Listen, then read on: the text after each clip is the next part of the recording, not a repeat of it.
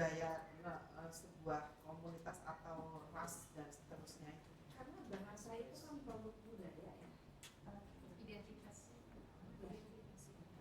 produk budaya. Kata budaya itu untuk satu negara dengan negara lain kan keunikannya pasti beda. Sense of-nya itu kan sebetulnya lewat bahasa. Jadi sebetulnya ketika Indonesia mengikuti umumnya ada kelas dulu di kurikulum sebelumnya ada kelas rintisan apa itu? RSBI. RSBI internasional ya. Sampai kita juga tidak jelas standar internasional ada di mana, di negara mana, posisinya di mana. Padahal yang belajar kan budaya Indonesia. Akhirnya kita mengeluarkan undang-undang bahwa wajib pembelajaran dengan bahasa Indonesia untuk orang Indonesia. Maknanya behaviornya itu apa? Untuk menggali sense of budayanya sebetulnya. Dan kasus besar ditemukan di penelitian kami waktu itu. Ketika RSBI itu diterapkan tanpa pandang bulu untuk kota-kota besar, yang mengajar itu dialeknya sudah dialek aslinya, hanya kemudian gara-gara kebijakan itu dipaksa untuk menggunakan bahasa Inggris, boro-boro sense of budayanya disentuh, kontennya jadi ngaco. Nah kita bandingkan dengan Jepang. Jepang paling ekstrim untuk pendidikan. Tidak ada kewajiban berbahasa Inggris.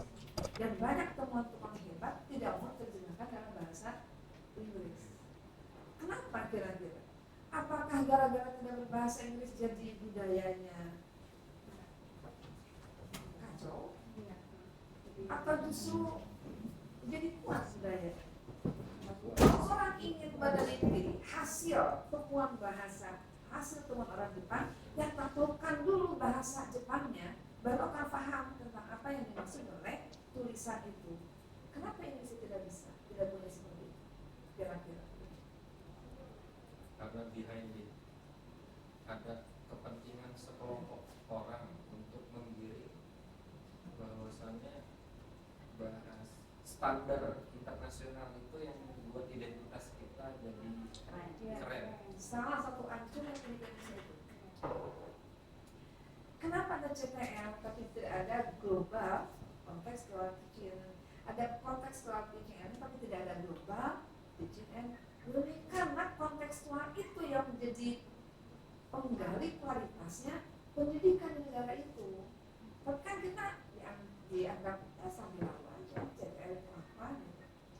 Jadi kenapa kita sekarang kecolongan sumber daya hebat di Indonesia? Karena CTL-nya nggak jalan. Justru kita berlomba-lomba menggunakan bahasa Inggris. Coba kita lihat di industri apapun, mau metal, mau konveksi, hotel sekalipun, jarang sekali yang direkturnya orang Indonesia, yang manajemennya di Indonesia. Karena kita kehilangan arwah yang digaliknya gitu. Ada nggak yang tertarik meneliti itu? Value-nya yang diteliti. Kita hilang identitasnya. Jadi karena bahasa Inggris bahasa internasional seolah-olah kualitas bisa ditaklukkan kalau kita berbahasa Inggris. Pesannya kan begitu. Karena budaya kita tidak bisa digali dengan bahasa Inggris. Nah ini IFL ini menjadi pemicu kita untuk berpikir. Di Arab begitu, di Spanyol juga begitu, di Inggris begitu. Kenapa Indonesia tidak ada pendidikan itu? Coba beginilah, Pak Sri. Saya kalau pulang ke Bandung, saya pasti pulangnya ke rumah yang berdempetan dengan masyarakat sekitar. Bukan ke rumah yang memang di kota. Saya masuk kalau pulang itu pasti ke Sariwangi yang masuk gang, dan dinding rumah saya berbatasan dengan dinding orang tanpa jeda, tanpa space lagi. Jadi begitu bangun pagi-pagi itu yang nilainya tidak bisa saya samakan dengan dipadankan dengan bahasa apapun. Ada kata gini, ambeng orang Lampung pulang ya, itu bahasa Sunda. Itu tuh nilainya tuh nggak bisa di bahasa Indonesia kan. Kata ambeng, kata hal gitu. Ketika saya ketemu dengan Bu Dewi Renkana, ketemu dengan Pak Undang, Bu Rohmah, Bu Edan, ya nggak bisa dipaksa untuk berbahasa Indonesia karena ada kenikmatan yang hilang, dan pendidikan hilang tentang itu. Jadi ketika anak-anak kita dituntut untuk memunculkan student engagement, hilang engagementnya. Kenapa? Terlempar dari budayanya. Di Lampung boleh tidak anak SD berbahasa Lampung? Boleh tidak komunikasi yang pakai bahasa Lampung? Sangat boleh. Dan ada teorinya tentang CTL itu, tentang etno itu. Agar apa? Menikmati prosesnya, menggali core itu dapat.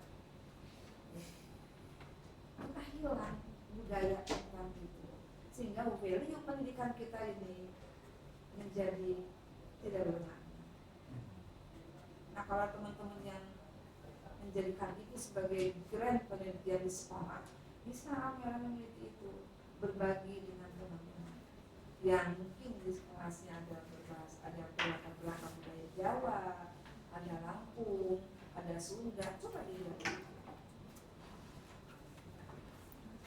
Ini makna dibalik yang chapter 1, 2 sampai dengan 10. Dan ketika tadi kita bicara bahwa budaya itu, bahasa itu diperlancar dengan konteks sosialnya. Kenapa bahasa ini jadi sulit? Karena kita melepaskan konteks sosialnya. Bahasa Inggris dipelajari seperti sains. Padahal rumputnya humaniora kan? Kenapa humaniora kira-kira?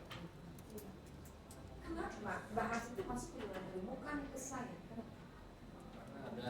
Ada konteks sosial dan budaya. Konteks sosial, budaya apa lagi?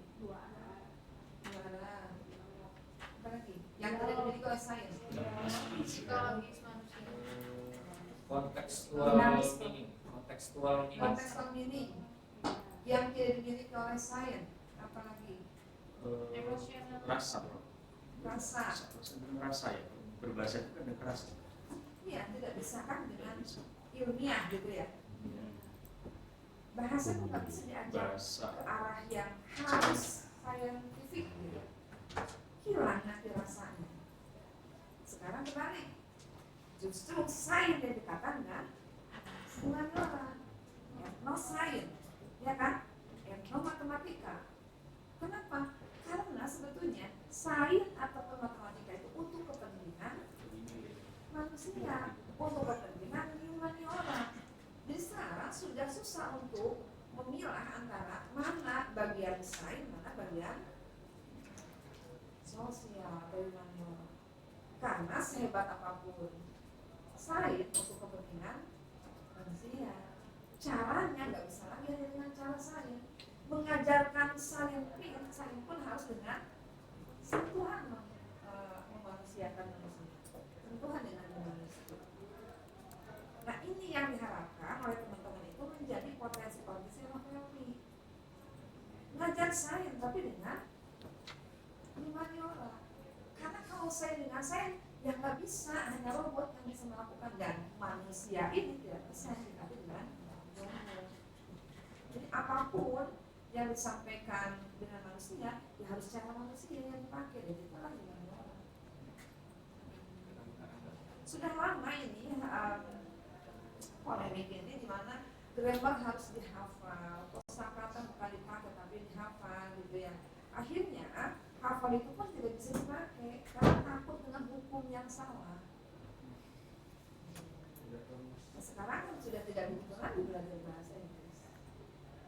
Membebaskan anak dulu untuk tidak takut berbahasa Inggris. Jangan takut salah kan gitu ya. Lama-lama dikoreksi sendiri gitu. Kan awalnya bahasa itu akademik, tapi lama-lama kan bisa jadi akademik, jadi keahlian. Dan tidak semua orang sudah jadi ahli bahasa.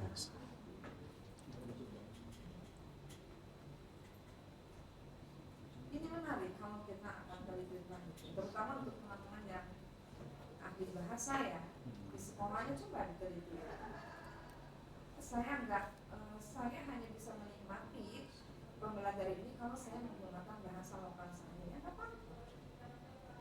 Selagi core dari konten itu bisa tersentuh. Kan setiap mata pelajaran itu ada core-nya, ada intinya, kontennya. Nah kalau gara-gara bahasanya sulit untuk mencapai itu, ya anak-anak tidak paham yang sesungguhnya dari ini. Oke, ada pertanyaan terkait dengan apa yang ada di buku terakhir yang kita diskusikan, bisa disampaikan. Kalau kita tarik intinya, bahasa itu belajar apapun ya, itu dari teori empirisme atau nativisme.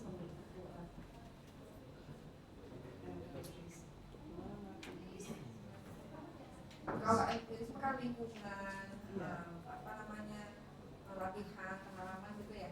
Kalau nativisme kan karena genetika. Jadi ketika oleh ini membuka mata dunia bahwa orang itu bisa bukan hanya karena genetika, tapi karena pengaruh lingkungan, maka terbukalah sekolah, maka didirikanlah sekolah. Jadi kita ada di sini karena memang kebaikan hati oleh ini untuk menancapkan bahwa orang bisa bukan hanya karena genetika, tapi karena pengaruh lingkungan, maka muncullah sekolah. Orang bisa memimpin apakah hanya karena bakat sebagai pemimpin?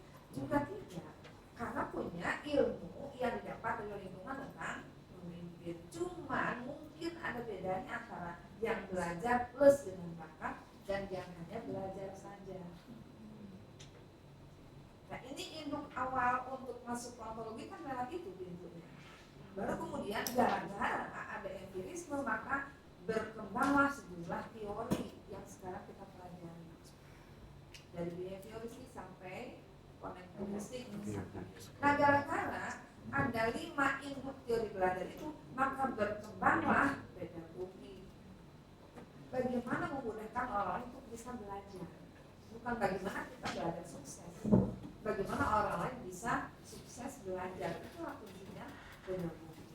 Nah, didekatkan dengan etno, dan etno itu ini kami bisa dikategorikan sebagai ilmu. Etno itu teknik untuk memudahkan orang belajar. Mau etno matematika, etno sains, etno pedagogi, itu cara orang memudahkan orang lain untuk belajar. Induknya ada di pedagogi. Nah dari itu kemudian berkembang berbagai macam pendekatan, metode, teknik.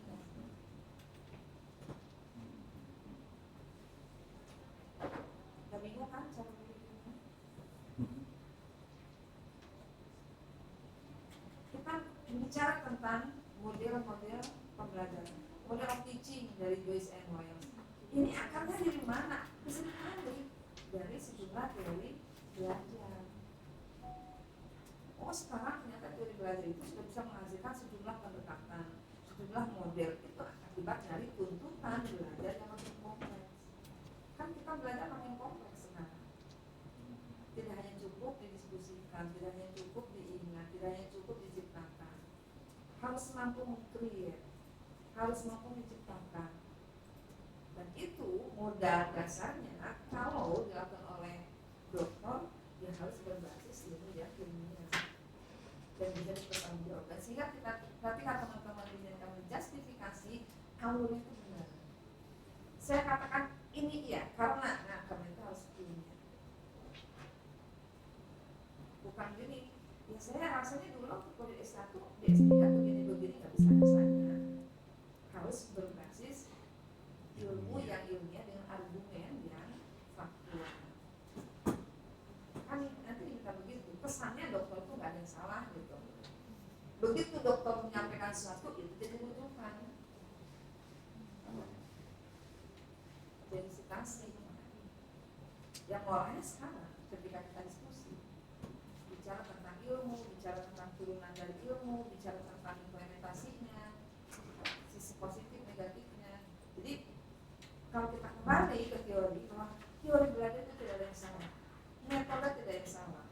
model juga tidak ada salah karena lahir di zamannya. Behavioristik dulu dipakai untuk memotong apapun di zamannya. Ketika ketemu belajar yang makin rumit, yang makin kompleks, oh ternyata banyak kelemahan yang muncullah kognitivistik. Lahir gara-gara kelemahan-kelemahan yang ada di behavioristik ketika disandingkan dengan kebutuhannya sekarang. Jadi tidak ada salahnya di zamannya. Dan sekarang pun semua teori belajar punya kelebihan dan akan menjadi hebat kalau dipakai sesuai dengan peruntukannya. Jadi yang wise itu kita jangan menghina teori, tetapi ini akan bagus kalau untuk ini. Dan yang salah bukan teorinya tapi penggunanya ketika tidak sesuai dengan peruntukannya. Nah teman-teman diminta untuk memahami ini agar mengambil poin-poin yang positifnya sehingga teori itu memang jadi berkembang gitu. Kalau hanya menghina, mengkritisi tapi kita tidak tahu solusinya dengan cara apa, ya kita bukan dokter, kita nggak punya nilai-nilai kebaruan. Kan kita tuh mengkritisi dengan harapan ada sisi untuk menyempurnakannya. Dan kenyataannya kalau kita sudah ngajar kan tidak digunakan ilmu yang konseptual ya. Kita sudah meramu semua ilmu itu untuk kondisinya begini, apa yang saya lakukan. Tapi ketika ditarik secara konseptual punya alasan jadinya.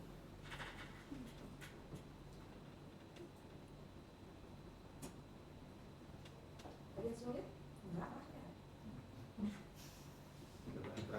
Harus rajin baca. Harus rajin. Ada pengalaman gini.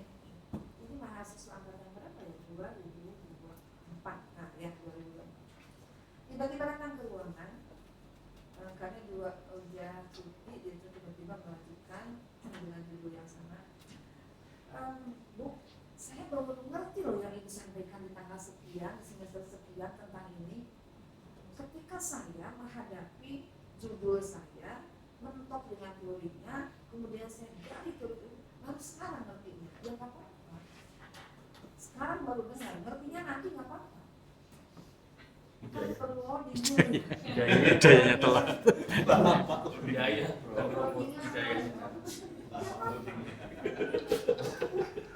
Yang salah itu tersesat. Masih belum dapat hidayah. Bahaya kalau dokter tersesat membawa orang jadi salah. Itu yang bahaya. Makanya gini, ketika diminta di dokter baru nih diminta untuk menyampaikan suatu apa ya, jadi keynote lah gitu, atau jadi narasumber. Ini judulnya tolong disampaikan. Jangan begini, aduh maaf itu bukan ilmu saya, nggak gitu. Yang wise boleh akan saya uraikan dari kacamata ilmu saya. Gitu. Mau bidang politik, mau ekonomi, mau budaya, jati diri kita itu dari sisi pendidikannya. Tapi jangan juga semua ilmu kita lahap gitu. Ujungnya salah. Bahasa Belandanya kemarau. Ya. Kalat. Pelacur ilmu gitu ya. Tapi satu momennya investigasi kita ada di situ. Sehingga nanti akan begini, oh betul ya. Kalau dari kacamata pendidikan ini begini, dari kacamata politik akan begini. Kita akan punya makna di situ. Yang mungkin berbeda dengan kacamata orang lain. Itu yang sehingga identitas kita itu dibangun. Jangan begini, ibu kita atau bapak itu secara apapun bisa heboh, tapi nggak jelas jati dirinya, arahnya kemana? Itu bahaya.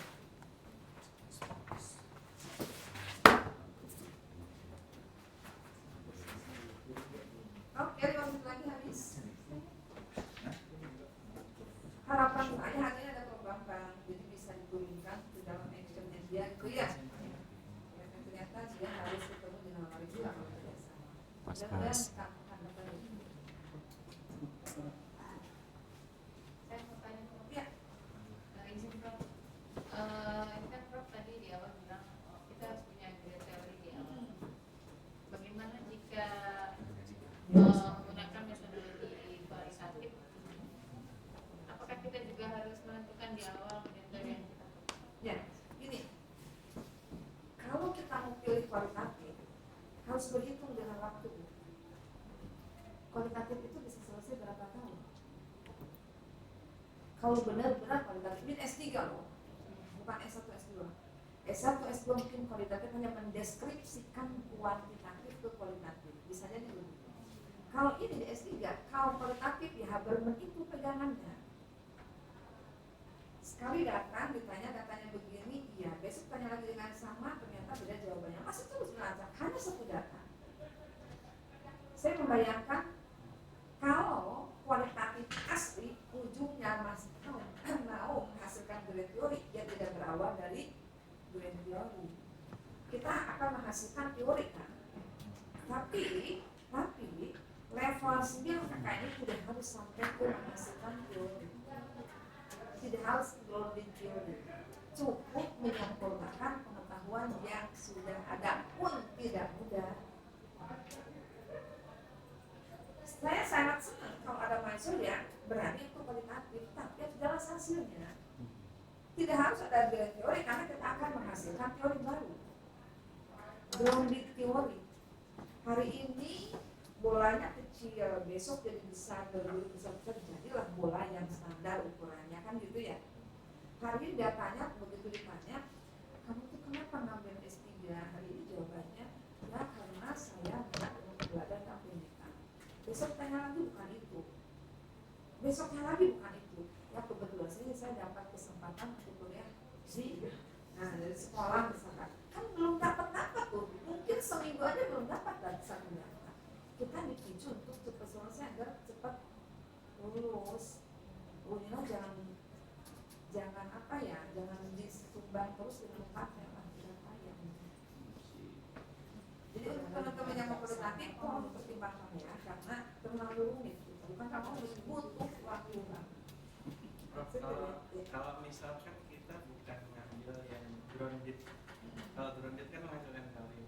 Kalau misalkan kita studi kasus gitu, misalkan atau etnografi gitu, kira-kira itu bakal makan waktu yang lama atau?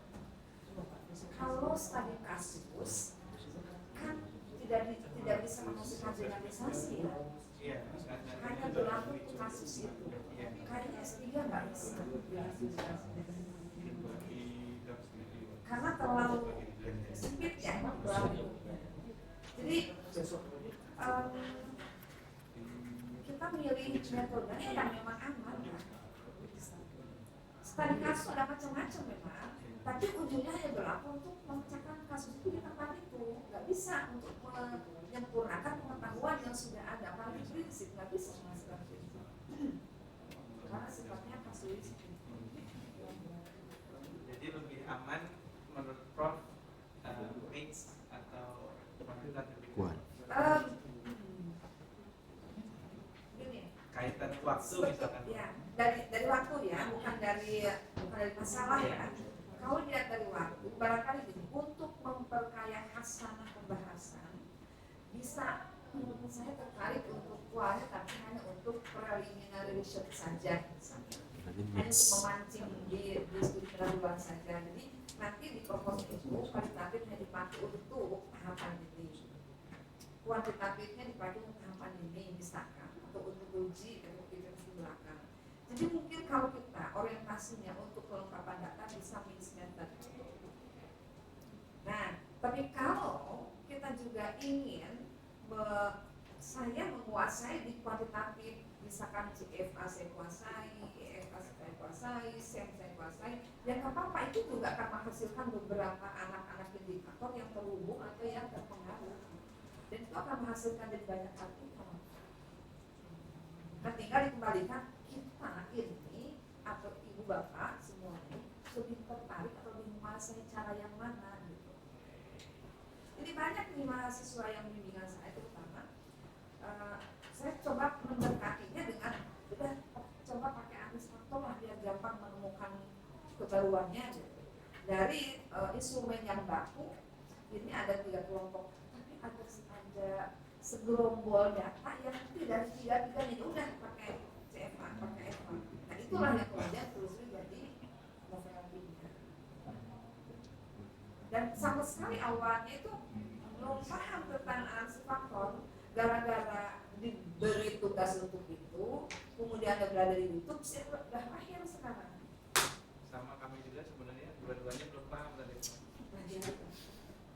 Tinggal Kan banyak di YouTube sekarang. Beli aja yang mungkin untuk 100 responden gitu ya. Banyak kan tuh cara. Ada. Tapi kalau budaya itu kan biasanya di kualitatif ininya karena Tergantung budayanya mau apa yang dikelola. Tergantung mau dari sisi mana kita menggali budaya. misalkan bahasa mungkin. Kalau bahasa misalkan Prof ya, kita ada bahasa Lampung gitu. Terus kita mau meneliti kaitan dari mana sejarahnya, kenapa kata-kata ini muncul. Itu kan harus mungkin ke kualitatifnya ya Prof. Iya, tapi gini, misalkan kualitatif itu karena saking dalamnya, bahkan subjeknya cukup satu orang saja, misalkan gitu ya. Tetapi ketika saking sulitnya satu subjek pun sudah bertahun-tahun, kamu kan kita balik lagi dari awal. Itu contohnya Perpatuan Raja, SD-nya pakai kualitatif anaknya. 3 tahun dia meneliti anaknya, dari bayi sampai dia bisa bicara. Karena dia sudah dipersiapkan, saya nanti mau kualitatif, ini istri saya saat lagi hamil, saya akan jadikan sebagai Riset. yang betulnya. Nah kita kalau subjeknya orang lain dipastikan enggak tiap saat bisa dipenuhi gitu. Tiap kemudian datanya sesuai dengan yang kita dipertimbangkan saja. Kalau memang tidak ada cara lain ya silakan. Mungkin kekuasaan kita ada di budaya ya silakan saja. Nggak mungkin namanya mau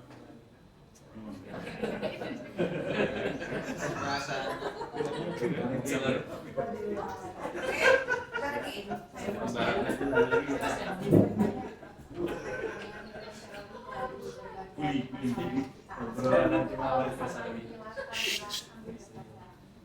saya baca itu ada yang memang meletakkan green teorinya itu di akhir, ada juga yang di tengah. Nah itu sebaiknya tuh gimana sih supaya kita itu tidak salah dalam memberikan teori, terus ada dari permasalahan yang kita angkat itu tuh tepatnya Ya. Kalau bangsa itu kan bisa meyakinkan pembaca tentang masalah yang ingin kita pecahkan. Nah kan gini nih, itu dia kategorikan masalah kalau kita tahu yang benarnya kan. Kalau nggak tahu yang benarnya, walaupun kesandung, walaupun setiap hari kita jatuh, nggak tahu itu masalah. Jadi sekelumit saja di awal bahwa idealnya kepemimpinan itu terjadi begini-begini idealnya kan. Dan itu mungkin ada di fenomena lah yang sehari-hari kita lihat. Tapi kenyataannya baru dibenturkan dengan empirik. Nah, tapi grand teorinya ini nanti akan dibahas di bab 2 setelah kita punya sofa. Penelitian kepemimpinan itu sudah banyak tentang ini, tapi yang ini belum, baru munculkan grand teori. Sebagai pijakan kita ya untuk pegangan dan itu. Dan nanti grand teori itu akan membimbing kita untuk membuat kerangka pikir teoritis. Jadi sebetulnya kalau kita dibimbing oleh pertanyaan penelitian atau oleh hipotesis, sudah bisa terjawab gara-gara kita merangkai kerangka pikir teoritisnya benar. Saya yakin ini akan ada pengaruh karena menurut analisis saya tentang teori ini akan begini. Tapi kalaupun terbukti tidak ada pengaruh, bukan salah penelitiannya, mungkin ada faktor lain yang menjadi pemicu sehingga tidak ada pengaruh. Itu yang kemudian jadi temuan dia untuk menyempurnakan. Oh ternyata nggak begini, temuan saya itu begini. Kita terjebak dengan teori-teori yang sudah ada. Itu termasuk. Terus sampai di mana sekarang pada judul-judul? Sudah dikirim ke Kaprodi. Sudah bro. Belum di mana? Sudah di bab 1. Karena ada prelim ya. Juni Prof, planning Nanti kalau Akhir semester ini. iya Juni awal sampai tengah gitu. Ya, karena diharapkan di semester 3. itu sudah sebenarnya. Prof tadi membahas grand teori itu. Grand teori itu apakah harus satu, apakah boleh 2, atau menempatkan ada grand teori, ada middle teori, terus konseptual teorinya gitu? Kira-kira boleh lebih dari satu. Boleh. Tapi diakurkan ya ya, jangan suruh berdiri di nonton gitu. Sendiri-sendiri. Nah, ya. Grand teori ini kan dihubungkan dengan pikiran kita. Grand teori ini dihubungkan pada akhirnya, jadi kita bisa menyimpulkan tentang teori-teori ini. Selama ini seringkali grand teori berdiri hanya masing-masing, tidak dihubungkan dengan persoalan yang kita bacakan. Jadi harus sudah berbahasa kita gitu, grand teorinya bukan bahasa teori. Teorinya iya, tetapi harus sudah berwarna dengan kita ketika sudah dimasukkan di bab 2. Iya, saya dengar dari Pak Hasan, tapi sekarang pada rajin sudah mengumpulkan judul penelitian. Dikumpulin dulu. Judul. Siapa tahu matang. Siapa tahu matang kalau udah dikumpulin. Padahal yang penting itu kalau masalah ya bro, judul kan bisa ganti. Permasalahan kalau gini, ada dosen ini membahas hal ini, kemudian aduh saya Ganti lagi. judul kan belakang lah. Belakangan Karena aja. bisa jadi judul itu nanti akan ketemu yang seksi menjelang dipromosikan. Sepakat betul. Iya sepakat. Gitu. Yang seksi. Tapi jangan setiap ada sesuatu yang baru diganti Ganti judul sendiri. masalahnya diperkuat. Tanya ke dosen, saya punya masalah ini gimana ya caranya gitu. Itu pokoknya yang digembol itu jangan judul tapi masalah. Kan kompon itu sangat benci sekali dengan gembolan judul. Ini dari awal sampai ujung aja dibicarakan tentang masalahnya. Bingung kalau sudah stagnan di judul, padahal judul itu besok bisa diubah. Besok dulu waktu saya Bu Eka Pak Supriyadi, besok mau promosi ganti judul. Karena dipromosikan dengar orang banyak, sehingga kalau judulnya nggak menarik, orang nggak menarik. Kurang seksi. Oke, cukup dulu ya. Selamat berjuang S3 enggak lama kalau kita betul-betul serius untuk menyelesaikannya cepat. Kalau sudah selesai kan udah bebas.